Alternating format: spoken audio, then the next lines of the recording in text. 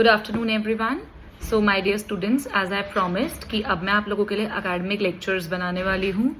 So basically हमारा जो lectures होने वाले हैं, जो भी टॉपिक्स होने वाले हैं, बहुत लेंदी टॉपिक्स हम नहीं लेने वाले हैं। We will be doing short and crisp, so that मैं आपको ऐसे टिपिकल पिक्यूलियर पॉइंट्स बताने वाली हूँ जो आप directly you can write on your answer sheets, ठीक है, for gaining and gathering more and more marks.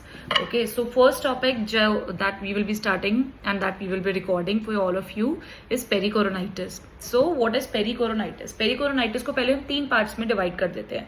मेरा हर लेक्चर, हर वीडियो ऐसी होगी कि so that you can very easily write in your exam, आपके माइंड में डायरेक्टली एकदम the things should fit in directly in your mind. So first is pericoronitis. So what is pericoronitis? इसको 3 parts में हम simply divide कर लेते हैं. Peri is around, corona is crown, and itis is inflammation. So pericoronitis is basically inflammation, okay, inflammation of the crown around the teeth. So around the teeth, the gum वाला जो part होता है, ठीक है. तो where it is most commonly it is seen in the partially erupted mandibular third molars. Most common जो इसकी location होती है, number 1 most common location partially erupted mandibular third molar. So first point जो याद रखना है वो ये.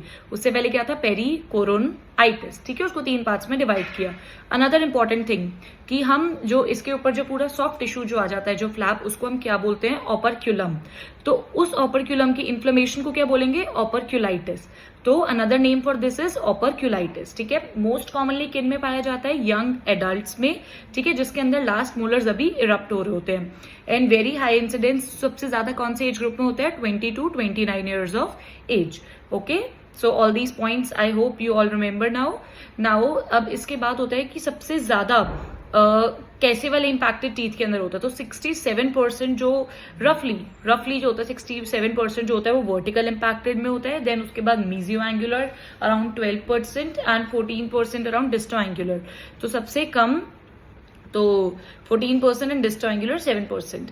Okay, so now see there are 2 types of pericoronitis, acute and chronic. Acute का मतलब क्या है? एक्यूट वर्ड से हमें पता लगता है रैपिड ऑनसेट, और मतलब जो एकदम से आया, दैट इज एक्यूट पेरिकोरोनाइटिस. तो उसके अंदर symptoms, most common important symptoms क्या होंगे? पेन और इन्फ्लेमेशन, ठीक है. So pain and inflammation will be the most common symptom. या कुछ सिस्टेमिक इन्वॉल्वमेंट भी हो सकती है उसके अंदर, लाइक मतलब कुछ हमारे लिम्फ नोड तक या बॉडी तक भी हमारा और अंदर तक जा सकता है. Most common reason for acute inflammation is poor oral hygiene. आपको वहां पे आसपास कुछ ऐसा deposits, debris, calculus plaque, you will definitely get to see that. So most common जो इसमें जो कंप्लेन होगी पेशेंट की, वो क्या होगी? Severe pain. और वो पेन सिर्फ उस जगह पर रिस्ट्रिक्टेड नहीं होगा, it will be spreading, it will be going to the adjacent areas. और जब आप क्लिनिकली एग्जामिन करेंगे उस एरिया को, तो आपको स्वेलिंग तो मिलेगी ही मिलेगी. Sometimes you may also get pus discharge. So acute के क्या क्या फीचर्स हो गए हमारे? रैपिड ऑनसेट होगा, पेन इन्फ्लेमेशन होगा, swelling can be there when you will examine, pus discharge कभी कभी हो सकती है, not always. Then another important feature उसमें क्या होगा? Trismus. What is trismus? Trismus is difficulty in opening your mouth. क्योंकि सबसे पीछे का एरिया है, इन्फ्लेम्ड है, पेन है, स्वेलिंग है, तो automatically trismus will be there. Most commonly आपको पेशेंट को दिखेगा, उसको डिफिकल्टी खाने में, स्वॉलो करने में, ज्यादा बढ़ जाए तो बोलने में भी there can be difficulty. And few cases में जो उसके आसपास के लिम्फ नोड्स है, उस तक अगर इन्फेक्शन चला गया, सो रीजनल लिम्फेडिनोपैथी मतलब उस रीजन के सराउंडिंग जो भी लिम्फ नोड्स होंगे, आपको वहां पे लिम्फेडिनोपैथी मिलेगी. और जो क्रॉनिक, जो सेकंड टाइप होता है क्रॉनिक पेरिकोरोनाइटिस, क्रॉनिक के अंदर क्या होता है? क्रॉनिक वाले में जब एक्यूट हमारा फ्रीक्वेंटली होता रहे, so when acute pericoronitis periodically कुछ टाइम बाद होता जा रहा है, that is chronic pericoronitis. Okay, सो इसमें पेशेंट को पेन बहुत शार्प शूटिंग पेन नहीं होगा, माइल्ड टू मॉडरेट पेन होगा, जो 1 से 2 दिन में अपने आप सबसाइड कर जाएगा. और just a very important point, a very important thing here to remember, which can be a viva question also. अगर बाइलेटरल पेरिकोरोनाइटिस है तो इसका मतलब definitely it is suggestive of infectious mononucleosis. So you need to rule out that. Then diagnosis is very important and very simple also. Simply आपने careful patient की history लेनी है और आपने अच्छे से क्लिनिकली एग्जामिन करना है.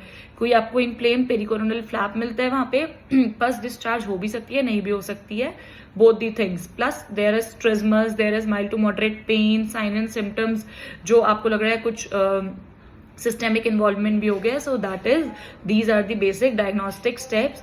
सबसे इंपॉर्टेंट आती है इसकी मैनेजमेंट.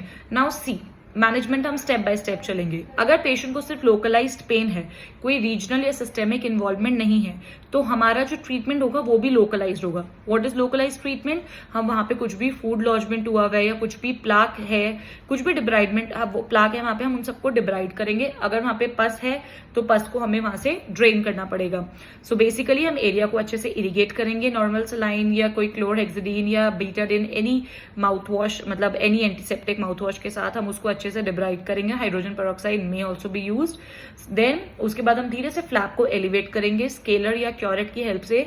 हम उसके नीचे कुछ भी अगर there is some anything that is lodged over there, हम उस पूरे एरिया को क्लीन करेंगे. एंटीसेप्टिक एजेंट के अंदर हम एक कुछ स्वैप को डिप करके और उस पर लगा के छोड़ेंगे उसको 5 मिनट्स के लिए.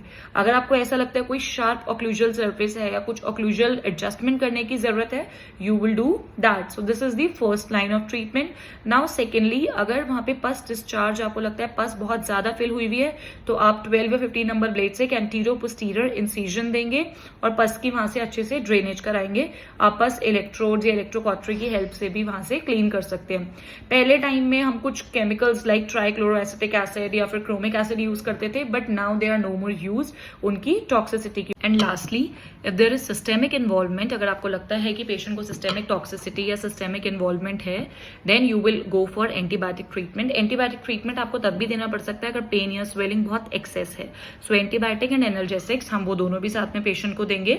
सो एंटीबायोटिक्स में the first line of treatment which is for pericoronitis is amox 500 milligrams, आप उसको टीडीएस दीजिए, और metronidazole 400 milligrams also given TDS for 3 to 5 days duration. Mostly will have to go for 5 days. अगर लगता है पेशेंट को उससे असर नहीं हो रहा, then you will have to go for amox clav combination 625 milligrams.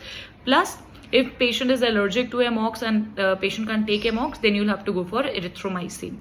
Okay, so that's the line of treatment. लेकिन हमेशा याद रखिए systemic treatment के साथ साथ local treatment like local mouthwash, some antiseptic mouthwash to keep that area clean, warm saline rinses play a very important role in this.